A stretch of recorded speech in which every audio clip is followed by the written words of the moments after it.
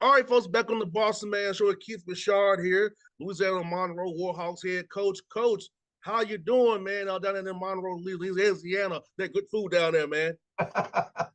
Had some of that good food last night, actually. At a radio show here in town at a restaurant.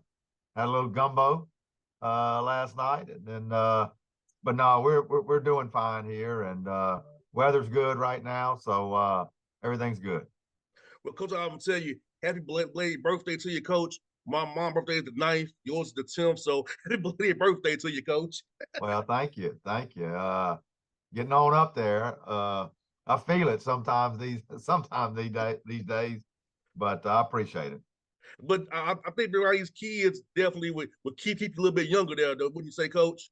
Do what now? Been around the kids, would they keep you younger? Been around Yeah. these Oh kids. no. Yeah. No question. You know, being around young people is it does keep you younger, and I've had to since I'm older, I've had to change with the times. You know, through so many years, and uh, I tell my guys all the time, there ain't no way y'all could have played for me 20 years ago. No way. I and hear that.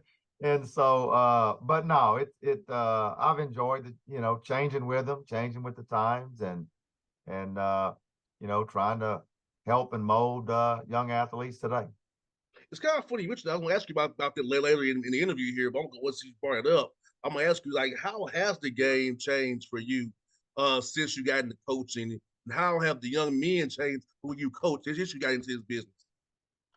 Well, some parts of the game the game itself uh hasn't changed in terms of uh you know we're scouting games, preparing for games.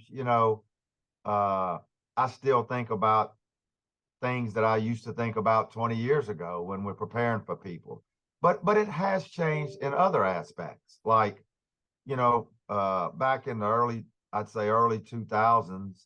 Everybody had a big guy or tried to have a big guy or two that were low post players, and couldn't shoot it, but boy, they could rebound it, and you could throw it in there to them and get fouled, and a lot of that was going on back then. And today, you don't have hardly any of that going on. The post players are all space to floor guys, and every now and then somebody has, a good low post player, but that part's really changed. And you even look in the NBA, how that's changed, as well in the NBA, and so the game's really changed in that respect, and I find myself, and I'm sure other coaches do, because in recruiting, you're looking for big guys that got some skill, Mm-hmm.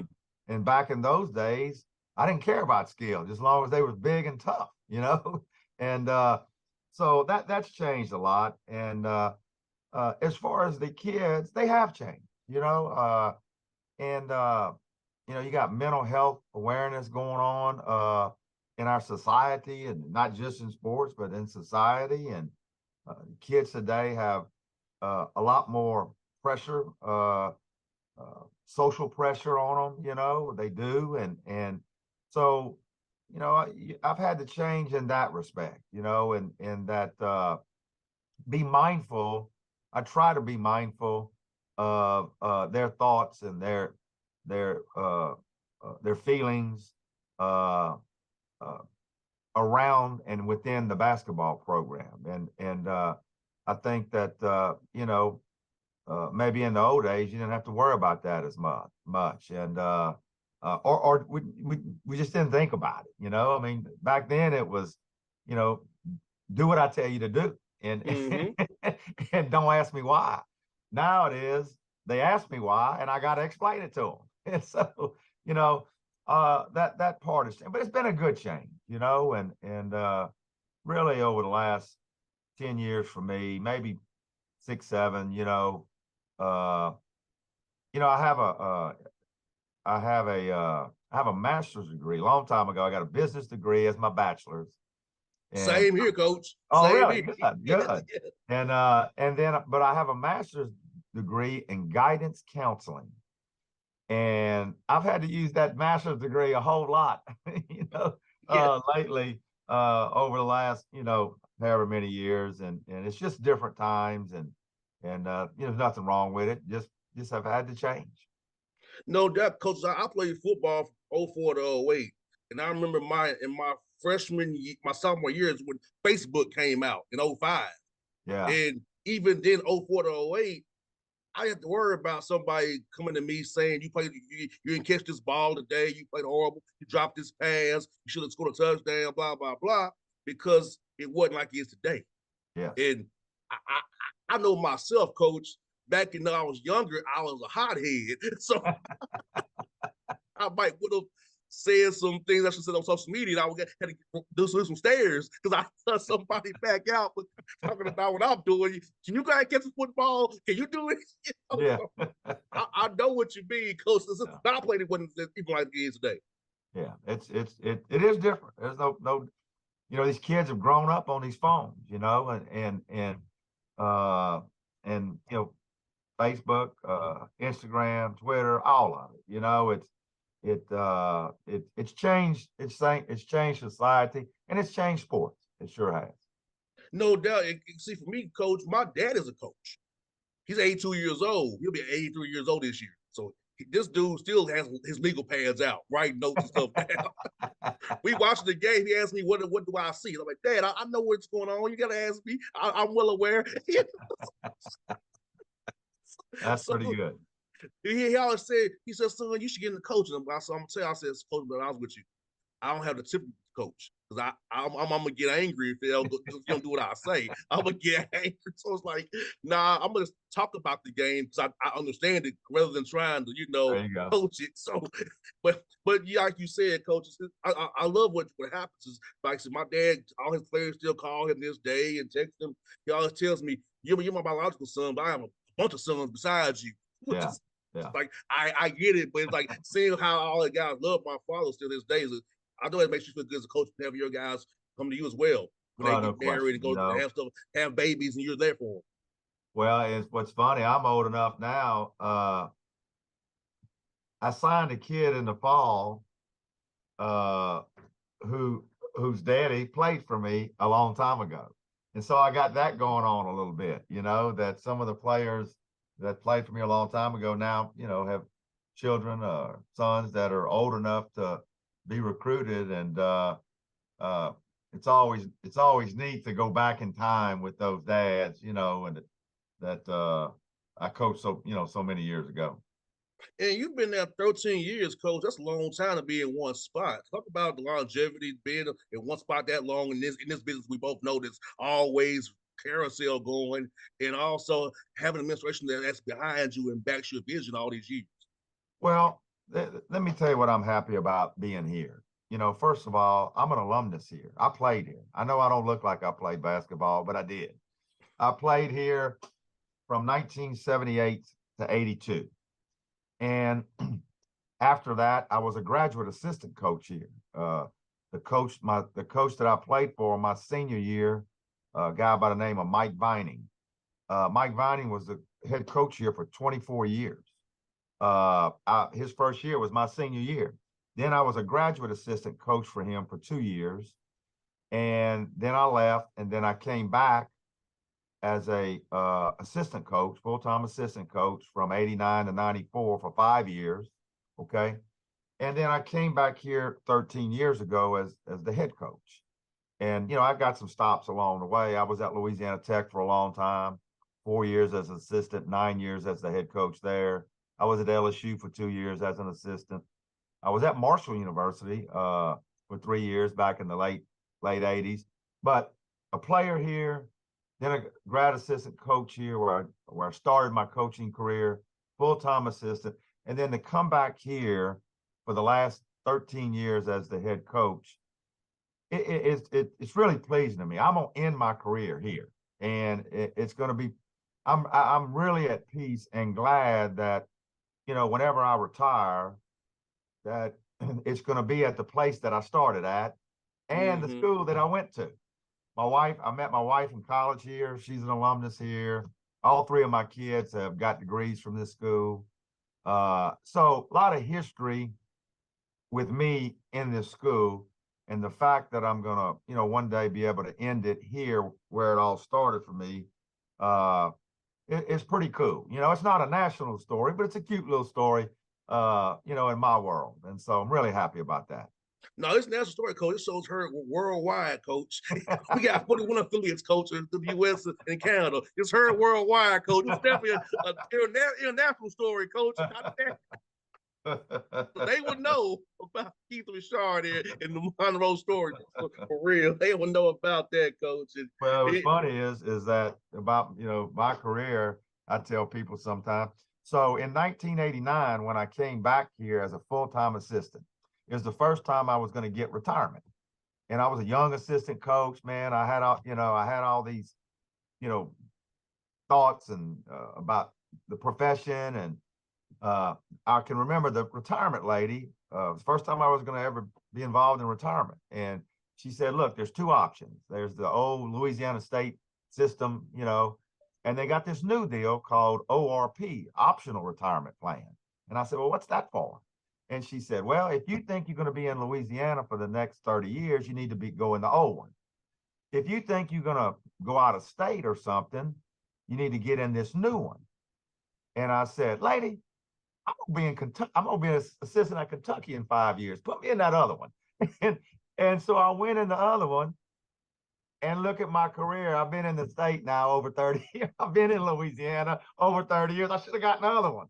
And so, all the years, the places that I mentioned to you, it's all been pretty much all here in Louisiana. And so it's been a local story for me, and it's been a good story for me. So I've been to the airport in Monroe a few times. I had some friends in El Dorado, Arkansas. Oh, okay. Yeah. So I've been at the Monroe airport a few times to fly out of there, man. Yeah. Because we're all big cowboy. I just say we're big cowboy fans. Okay. We shouldn't say it out loud in Louisiana Saints down there. But we was big cowboy fans. They had a big win last night. You see, I'm in my Cowboy coach Navy and the Crates. I didn't want to put on the stars. So I said, just throw the quarter zip at the hat. Well, you should have. They played good last night. Played real good. Well, the thing is, coach, they're not paying me for a sponsorship either. So I keep that in mind too. If Jerry Jones is sponsoring the show, I have a star every day. Every day. There you go. Yes, indeed. And coach, now you guys are 4-2 in Sun Belt play. And it's a tough league. It's got tough with the realignment here. And talk about how seeing the conference grow from what it was to now with the new teams coming in there. Well, as a league, obviously we did it. We added those 4 teams, primarily because of football. We have our football conference, the Sun Belt's had some real success lately. Being just the conference right under the Power Five. They've done real well in bowl games, and conferences, football conferences are expanding. There's been some more movement. And so it was primarily a football move. But what happened with the basketball is that, well, they brought 4, good basketball programs in the league as well. And you're talking about, James Madison and Old Dominion and Marshall and Southern Mississippi. And, all 4 of those teams have proven already, they got good teams and good programs and the whole bit. So it's added just some more tough teams to a league that already year in and year out is competitive, really competitive. The difference between maybe the Sun Belt and, I don't know, maybe some lower rated league is this. There's no bad teams in the Sun Belt. Even the teams that finish at the bottom with record wise, they're not bad teams. It just means they lost a bunch of close games that year. And the team that usually finishes at the top, it means they won a bunch of close games.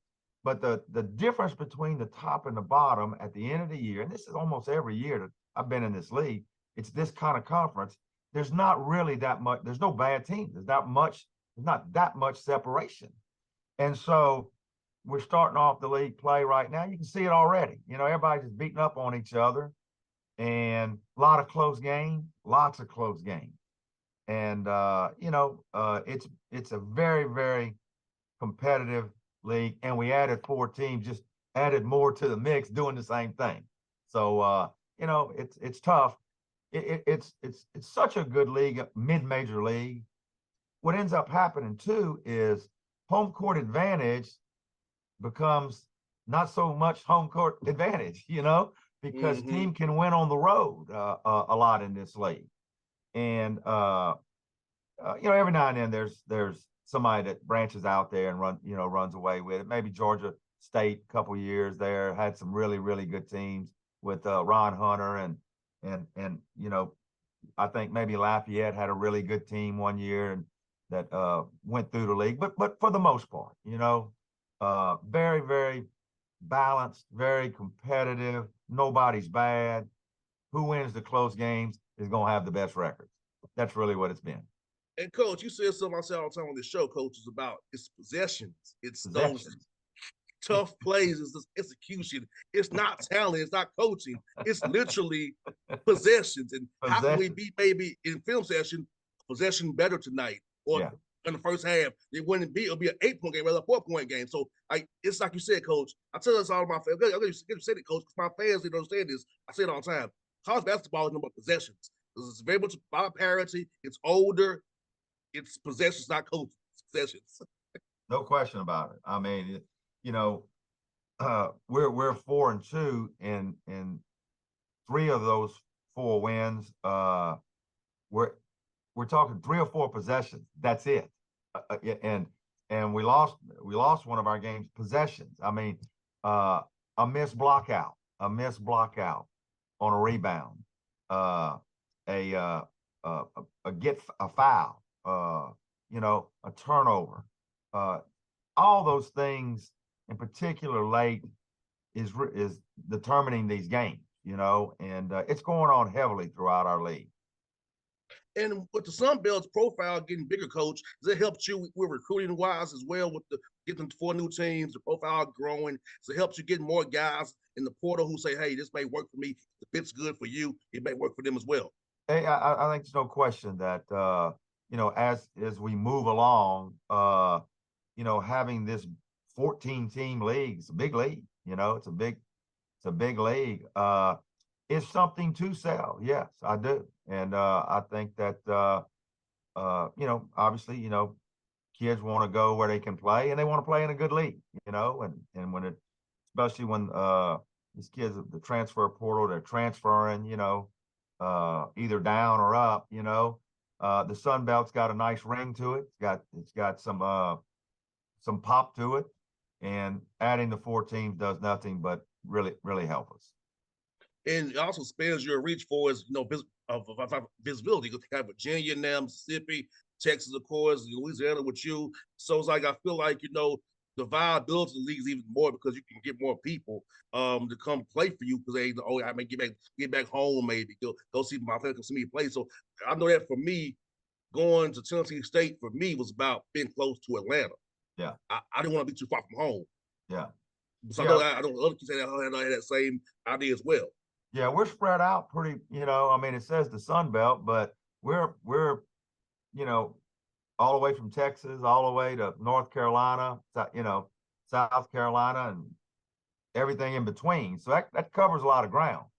And I think that that is going to help or has helped and will continue to help in, where I can go recruit a kid out of Georgia, and say, hey, we're going to have 2 league games here. And, you're gonna better see your family and they're gonna better come watch you play there, and just go over to Texas and on and on and on. So I think that does help everybody in terms of recruiting. And coach, you got a game tomorrow, Thursday against Georgia Southern. Brian Berg, a friend of mine who does a good job down there. What about what you on film from his team and what you got to do to beat them down there in Statesboro? Well, first of all, he's done a really good job, to be honest with you. And I think this year is they've really played well, and we had two really tough games with them last year. A low possession game here in Monroe, 4 or 5 point game that they won, and then played the last regular season game last year in overtime. They won in overtime. So we've had some really good matchups with them. I think we, in a way, kind of both play the same way. We defend the same way, just in general, and so that's made it for some good games between our school and their school. And they've got some returners that are playing well for them, but they've added a few guys, that are also playing well for them. It's always been tough traditionally to go to Georgia Southern, for everybody in our league for years, to go down there and win. Yeah, and I don't really even know why, here at ULM, we've had some success down there over the years, or have played well and even in losing, and so I'm hoping that's going to be the case again, that we go down there and play well and give ourselves a chance to hope it's a close game again,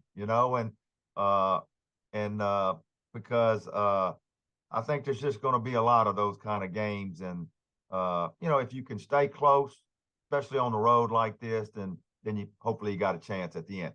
Possessions, a couple of possessions here or there. No doubt. And have you all played in Atlanta yet against State yet? Or? No. We don't go there this year. The way it worked, I think Georgia State came to us already. But so I'm not going to get to see the new building, I was going to say, you're going to love the new building. That's what the everybody sports arena is gone. Yeah. Oh, thank God. You're going to love the new building, Coach. It's very nice down there. It's a good spot. I'll talk to some of my guys about doing an MTE there. Like, I think we should do an MTE that in Georgia State's new place because it's that nice. Yeah. I heard all the coaches that have been there said it's really nice. Really, really nice. Yeah, the sports arena, man, I played high school games there. Did you? Yeah. So I'm like, I'm good on the sports arena. I'm good on that. They say people ask me, Coach, all the time, said, JR, why didn't you go school in Atlanta? I said, well, Clark and Morehouse have been in debt. Georgia State had no football. My grades were good enough to Georgia Tech, so I was screwed. I had to go to Tennessee State. I had no other options, Coach. That's good. That's good. Because they got football the year I graduated. This is where they got football. Because I graduated in 08. They had football back in 08. So I missed it. I said at that point I missed it. So yeah. So, so I had no choice, Coach. I had no choice to go to State, but to do that because I couldn't be indebted playing D2 and Georgia Tech. I couldn't get the grades and they had the football, so I was screwed. But the football facility is nice too, isn't it? Yes, it is. Yeah. Yes, they play at the old Brave Stadium. Right. So I remember going there to the World Series. I was a young dude. They beat the Indians. I remember. I remember this place was a baseball for real. I know. It was serious baseball there for a while. Yes. Yeah. So I'm happy. Atlanta's a good city for that. We have everything but hockey now. Yeah. Because our hockey team left, and thank God for that. Because when I go to Hawks games, ice used to be so cold. I'm like the only sport.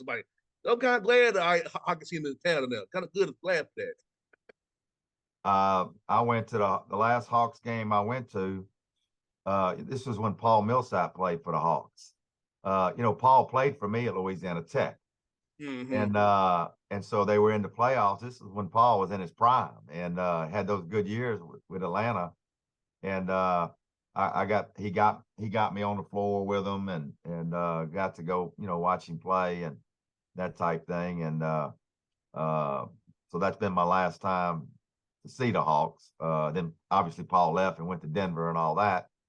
And but Paul's got he lives in Atlanta. He loves it there, and their home's there.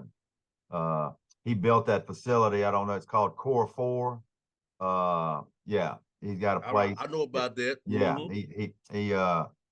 he works out there, and they have a workout facility there, and that type thing. I took one of my teams one year when we did play Georgia State to practice over there one year, and so I've been in Atlanta a little bit. Of course, we go to play in Georgia State every year, and uh, I got to know Ron Hunter pretty good while he was at Georgia State. So I've been going down there getting my butt whipped at Tulane for the last couple of years.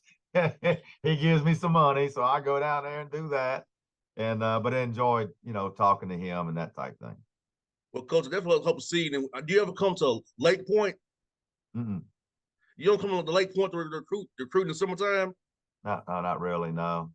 Because I'm always at Lake Point in summertime. I see all the guys come through there, kind of Well, find my sisters go. I haven't been there in a while. Yeah. Oh, okay, yeah, a lot of guys I know go there. I see a lot of coaches there trying to find players. I was like, yeah, yeah. Mm-hmm. And Ron Hunter, mentioned by Ron Hunter, you kind of brought him up. His zone is very unique. Very It, unique. it has man principles to it, but even though it's a zone, I've always found his zone to be very unique in how he plays it, and everybody knows he's playing the zone, but you still can't really figure it out. I told somebody the other day that the unique thing about his defenses is that a lot of people try to play a matchup zone, so it's out there in the country, but nobody has the commitment to it that he does. Meaning that it's his defense. He plays nothing else. He's committed to it whether they're winning or losing. And so through that, I think that his kids over time, they believe in it, and it's been something to see and play against, to be honest with you, and he's done well with it. Coach, one more for you, Coach. When you're not coaching and coaching your guys with your wife and your children, what are your favorite things to do when you're not being a family man and being a coach? Well, I got grandkids now. That just started, and so we spending some time with. We got one here in town, and another one's down in Houston, and but spending time with him, and that's been a new experience for me and my wife. A great one, to be honest with you, is to have our first grandchildren and watching them, change and from week to week and month to month and doing things with them, and that's been our deal here really the last almost 2 years is with them. Sounds good. Well, Coach, it's good to have you on the show finally for the first time. Hope to do this again with you down the road, Coach. Now I'll be looking out for hopefully you all play good and go to March Madness, man. I hope to do this again with you in March once you punch your ticket out there to go to the big dance, man. Well, I appreciate you, and thanks for having me on. Anytime, Coach. You be safe, man. Okay. All right. Sounds good. All right.